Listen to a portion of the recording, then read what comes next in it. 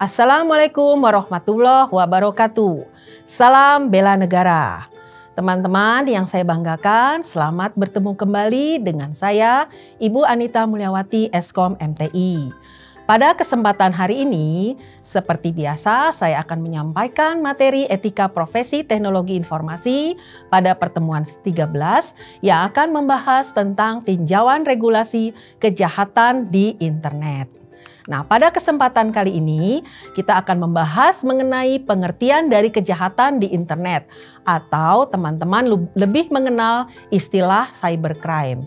Kemudian juga kita akan membahas mengenai beberapa karakteristik pada cybercrime, kemudian juga bentuk-bentuk dari cybercrime tersebut, dan juga kita akan bahas mengenai tinjauan regulasi terkait dengan cybercrime.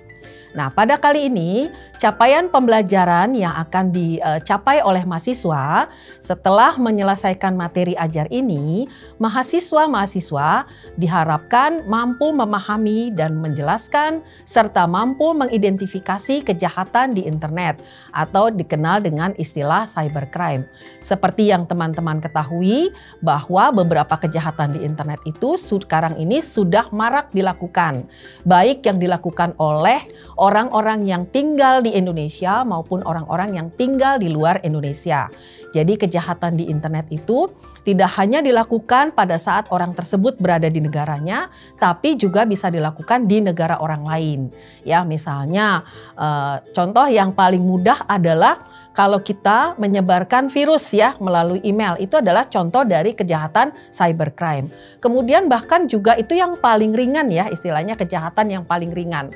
Nah, kemudian sampai juga kejahatan yang sampai melumpuhkan target. Jadi misalnya suatu aplikasi tidak bisa melayani pelanggannya. Nah, itu adalah salah satu contoh dari kejahatan yang dilakukan dalam dunia internet. Jadi teman-teman nanti pada saat teman-teman mengerjakan atau melakukan sesuatu, harap diingat bahwa jangan sampai apa yang dilakukan oleh teman-teman ini menyebabkan kerugian pada orang lain.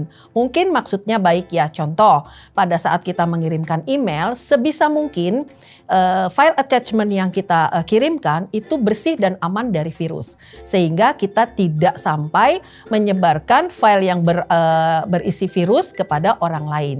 Karena salah satu akibat dari kejahatan itu adalah salah satunya adalah contoh yang paling sederhana, yaitu di dalam file attachment itu terdapat virus. Itu adalah salah satu contoh menyebarkan virus di mana dianggap melakukan kejahatan daripada internet.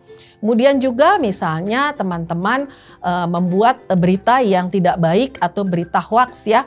Nah, itu juga bisa diakibatkan salah satu dari kejahatan di internet atau kejahatan yang dilakukan dengan menggunakan internet.